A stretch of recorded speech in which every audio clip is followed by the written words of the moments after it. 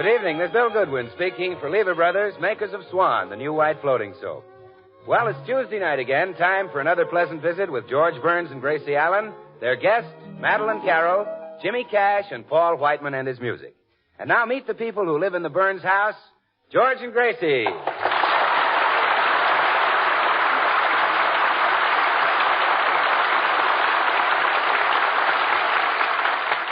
Well, George and Gracie have just arrived in New York City with their little duck, Herman. And here they are about to enter the lobby of one of Manhattan's large hotels. Hey, wait a minute, Gracie. You better hide Herman. They'll never allow a duck in a hotel like this. Oh, yes. Herman, you jump into Mama's hat box. There. Now is Mama's precious. So put the lid on. Let's go and register. Oh, clerk. Yes? This hotel is jammed to the doors. We don't need you. Yeah, well, he's right, George. You know, I've heard that they're so crowded here that Tommy Manville is in the same room with his wife. Well, that's pretty crowded. Boy, take this luggage up to 3311. Oh, give me that hat box. What's made that noise? George, you better take some bicarbonate. Oh, yeah. Madam, what is in that hat box? Did you think it was a duck? I've seen a lot of hats, but that's the first one I've ever heard. Oh, well, this is one of the new Hollywood hats. They're wearing them very loud this year. Gracie, come on. No, in a minute, dear. Clerk, will you please send our breakfast up right away? We're starved. Yes, madam. We'd like 2 glasses of orange juice, 2 cups of coffee, some toast, and a half a dozen worms. A half a dozen worms? Why? Is that too many? Are they rationing the men now? Gracie, come on. Oh, no. Here comes Tootsie Sagwell. Hello, Tootsie. Hello, Gracie. Hello, George. Oh, hello, Tootsie. This wonderful, wonderful New York. This marvelous city. Oh, you like it, Tootsie? Oh, do I? Didn't you always say that only 1 man in a million would ever go for me? That's right. And aren't there 4 million men in New York? That's right. Well, that's 4 men. Tootsie, are you going to stop at this hotel? Yes, they wouldn't take me at the YMCA. Hello, people. Hello, Bill. Clerk. Yes? I'm Bill Goodwin. I wrote in for a reservation. Oh, yes, Mr. Goodwin. And referring to your letter, we realize there's a meat shortage, but we definitely cannot allow you to keep birds in the bathroom. Well, now, wait. Who wants to keep birds in the bathroom? Well, you do, according to your letter. It says here, I cannot consider staying at your hotel unless there is Swan in the bathroom. Oh, well, you see, Swan, the new white floating soap that's purer than finest Castile's, a regular suds and whiz. Oh, I see. Well, Mr. Goodwin, we're rather crowded, so if you're going to be with us a while, I'd suggest you reserve a table in our dining room. Oh, no, thank you. I want every meal sent up to my room. Every meal? Oh, yes. You see, the minute I finish eating, I like to jump right up and wash the dishes with Swan. Swan is great for washing dishes, you know, because it suds faster than other white floating soaps. And Swan is purer than finest Castile's. It's mild and kind to your hands. Helps keep them soft and lovely. So Swan should be used for every soap and water job around the house. Well, I must say, you're a rather unusual guest, Mr. Goodwin. Oh, boy, show Mr. Goodwin to his room. Yes, sir. Right this way, sir. Well, you just take my bags up, son, and you'll probably need another boy to help you. Here, this is for your trouble. Split it with the other boy.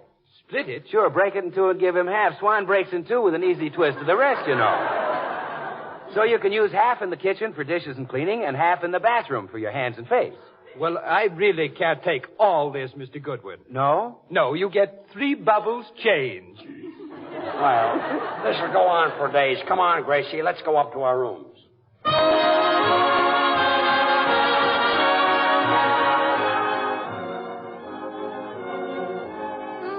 George, isn't this a lovely suite? Yeah, isn't it pretty? Herman, jump up on the windowsill, and Mama will show you New York. There, that's a good boy. Now, see that great big building over there? Uh-huh. Well, that's the Empire State Building. It was built by a governor of New York named Al Smith, an old Dutchman who had a wooden leg. Gracie, Peter Stuyvesant had a wooden leg. Oh, him too, huh? There, he kept it in his brown derby. Oh. It's cold. Well, now New York stops right at that river, Herman. Yes, really. And beyond the river is the Bronx. Very wild place where the Indians live. Gracie, there are no Indians in the Bronx. Okay. The Bronx is full of Indians, and they wear feathers. Turkey feathers. Some wear chicken feathers. But most of them wear duck feathers. Yes, and they sneak up behind little ducks and pull the feathers out of their tails. Oh, now, George, that was me. Yeah, I feel awful, yeah. Come in. Mr. Burns, That's right, boy. I have an epistle for you. Epistle? Yes, that means a letter. Well, thanks. Gracie, here's a letter for you. Yes, boy? Oh, I suppose you're waiting for a tip. Quite. The $1 is the usual amount. Well, here's a dime. You've had an unusual experience. Oh, dear. Sometimes I wish I had never left Dartmouth. Oh, George, this is a note from Madeline Carroll.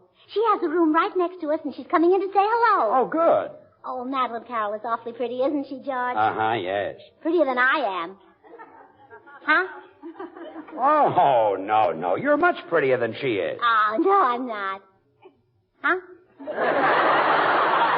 Oh, yes, you are. No, I'm not. Oh, yes, you are. I know, but I'm too modest to blow my own horn.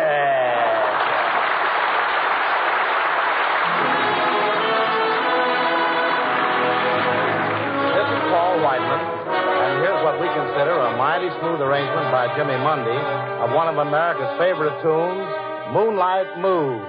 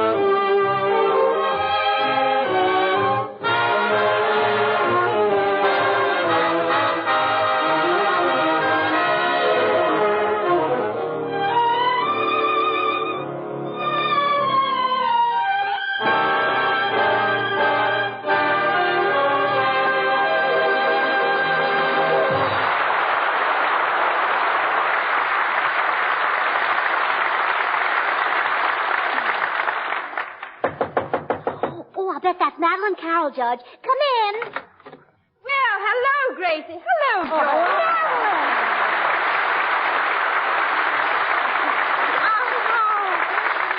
Madeline, I'm so glad to see you. Gracie, you look absolutely wonderful. And George, how are you? Fine, thanks. I can only stay a second, but I'm dying to hear all about Hollywood, Gracie. Does, what's her name still wear those false, Eyelashes, yes. Did, Who's It ever get married? Yeah. She married a fellow from Sacramento. No. Made him a millionaire in 6 months. Really? Yeah. Of course, he was a multimillionaire when she married him. Honestly, Gracie, why doesn't she retire from pictures? She'd be known as the grand old lady of the screen. If she were only a lady. Yeah. Well, isn't it nice to get together and talk about old friends? Yes. But, I have to be getting back to my room. I'm trying to learn a very difficult script for my next picture. Goodbye. I'll see you later. Oh, all right. Goodbye, Madeline.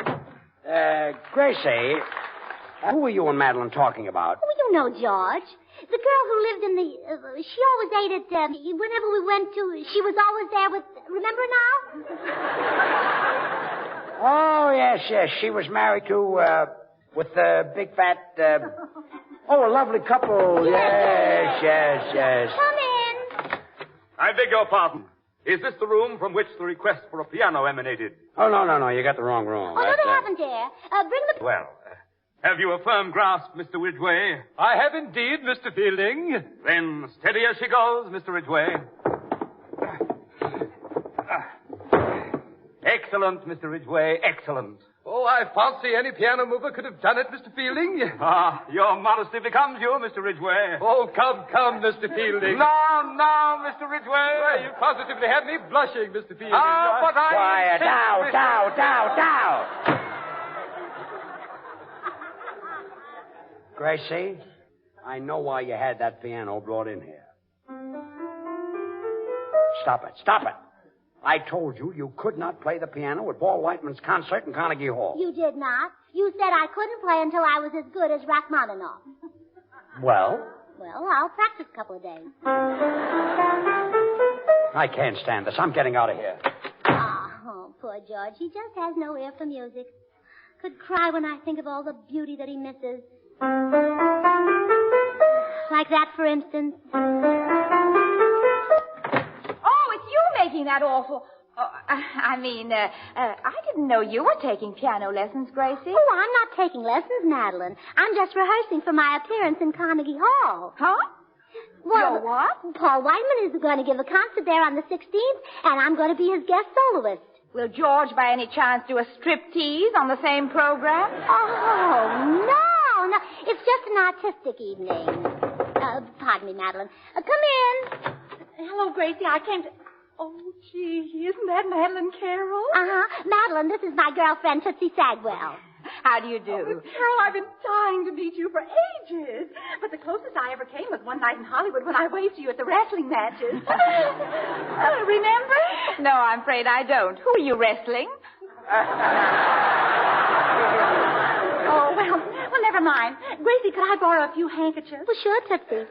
Didn't you bring any? Yes, but I've used all trying to get acquainted with men. I keep dropping them on the sidewalk, and they keep kicking them into the gutter.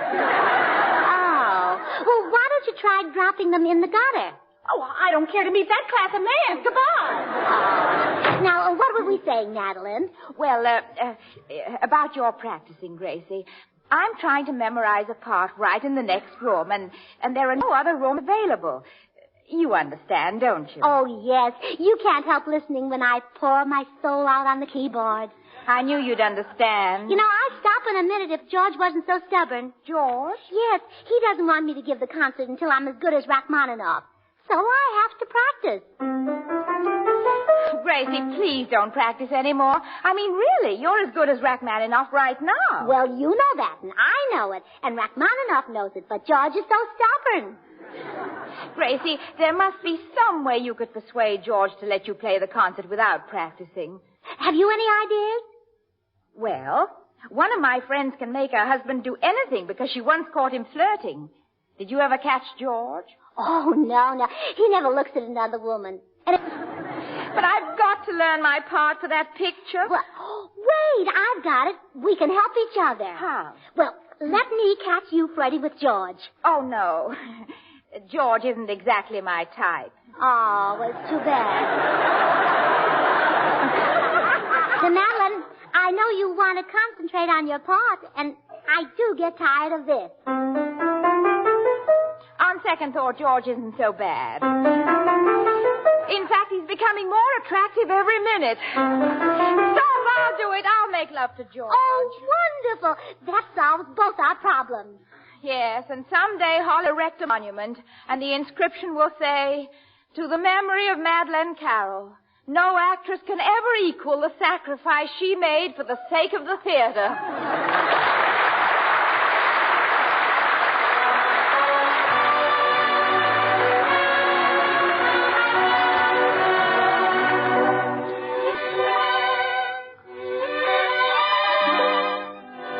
And now here's Jimmy Cash, and his song is You'd Be So Nice to Come Home To. You'd be so nice to come home to. You'd be so nice by the fire while the breeze on high sang a lullaby. You'd be all that I could desire. Under stars chilled by the winter, under an August moon burning above,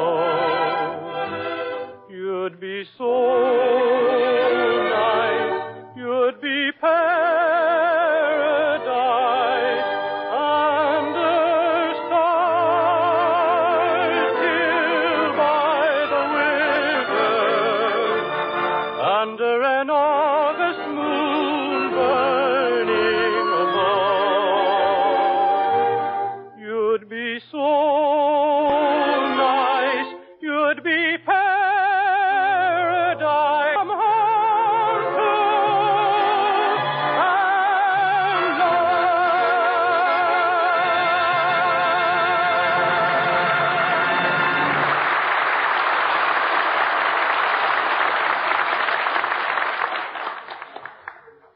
Gracie, I've been thinking this over, and honestly, I don't believe I can go through with it. Why not, Madeline? What's wrong? Well, the idea of making love to George is a little too much for me. I've got cold feet. Oh, well, he'll never notice that. Just keep your shoes on. I mean, I'm nervous. Couldn't we call it off? Well, we could, but if we do, I'll have to keep practicing for the concert, and you'll never be able to study your part for that picture. Yes, there's that, and I simply must have peace and quiet if I'm ever to learn my lines. All right, Gracie, I'll do it. Oh, good.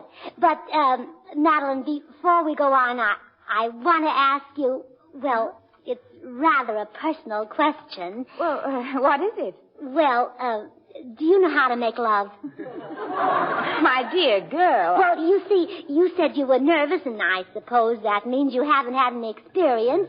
And, well, maybe we better have a talk. Are you suggesting that before I play this scene with your husband, I should be told about the birds and the bees? Oh, no. I don't want you to chirp at him or buzz for him. I just want you to be convincing. Can you make your voice low and quivery? Don't worry about my voice. I guarantee to make every syllable sound like it was wearing a sweater. Oh, good. We've just got to put this over. Now, when George comes in, you'll be reclining on this divan. Would you like a rose to hold in your teeth? No, I believe not. It might confuse George. He wouldn't know whether I was luring him or eating a salad. Oh, there's George. Now, lean back, Madeline. Close your eyes. Yeah, that's right. Quick, Gracie, run and hide. Yeah. Come in. Oh, my beloved, at last you are here. Huh? What? My goodness, you're not the man I thought you were. Oh, well, give me time, gorgeous. I just got here. Please, you must go. Go? Oh, gee, we just met. Ah, Maddie, you're beautiful. Your skin is like peaches and cream. Your lips are like cherries. Your hair... Hadn't you better stop with just peaches and cherries? You've already used up 48 points.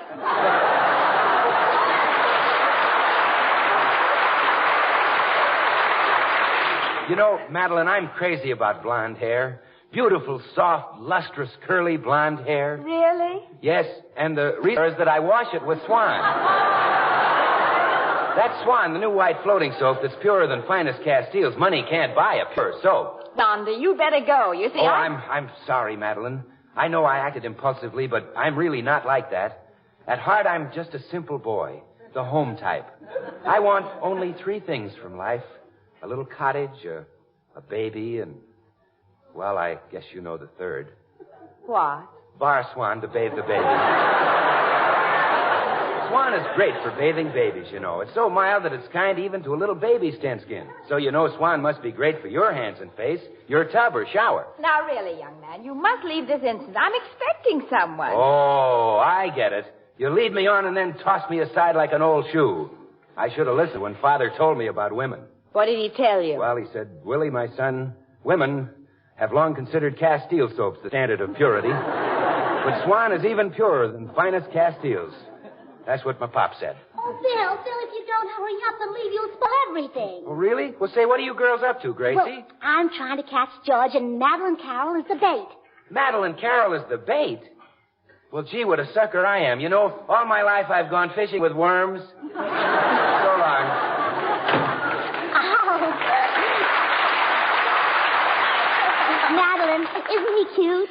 Well, he might be fun in a soapy sort of way. Well, look, George will be here any minute, so I'll go and hide again. And when you've got him trapped, I'll rush out. Hey, shouldn't we have some sort of a signal? Oh, yes. Look, when you're ready, why don't you say something to him in French? All right. What about, l'amour? Toujours l'amour. Oh, well, that's wonderful. It sounds even better than French. That must be George. Good luck, Madeline. Come in. Hello, Madeline. Oh, my beloved. At last you are here. Who? Me?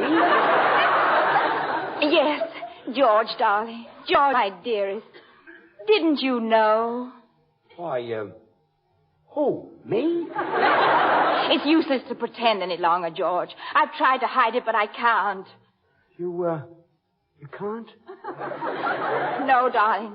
Hasn't it ever occurred to you that you're tremendously attractive? Why, who? Me? I must have you, George. I must have you, do you hear? Or I shall go mad. Mad, George, mad. Mad? Mad. But, Madeline, I'm a married man. Yes, I know you're worried about leaving your wife, but you needn't, George. Don't forget, I make a very nice living, too.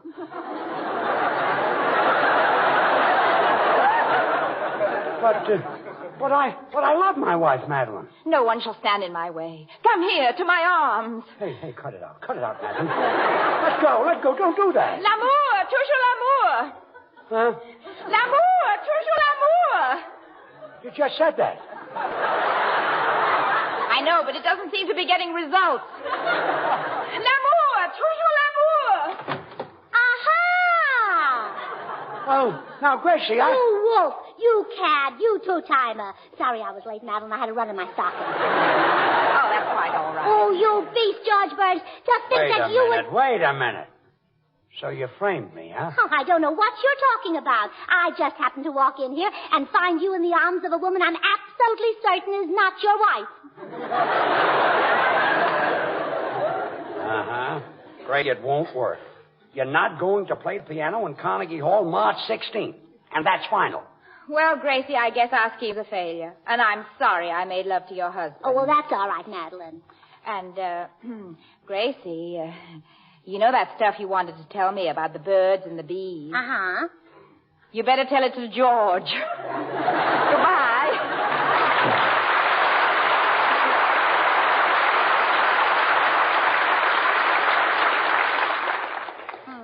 You know something, George Burns? What? Oh, I didn't like that look in your eye while Madeline was hugging you. Oh, go on. The only look I had was surprise. In one eye. The other eye looked very happy.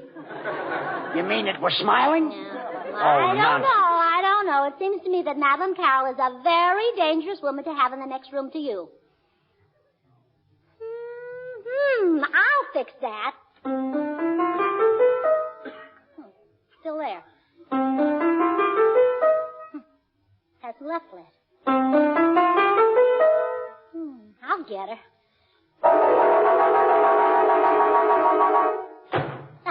That did it. Well, I got rid of her.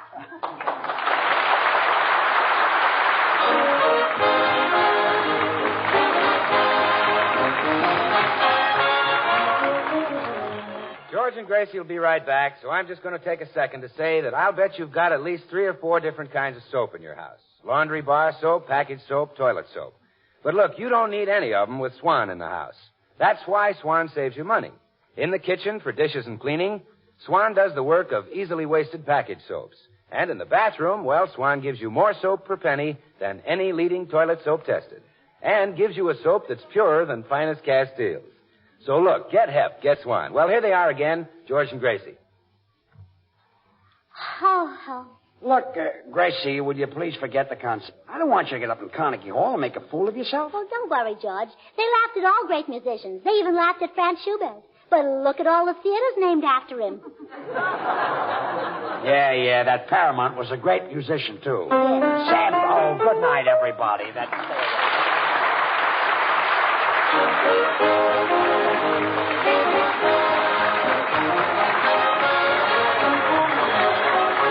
The makers of Swan, the new white floating soap, join George and Gracie in inviting you to tune in to your CBS station again next week. Their guests at that time will be Jose Derby and Deems Taylor. Remember, George Burns and Gracie Allen, CBS next Tuesday night. And don't forget to listen to Swan's other show, Tommy Riggs and Betty Lou, over another network. And now till next week, this is Bill Goodwin saying, well, hi, Swan. How about you? Good night.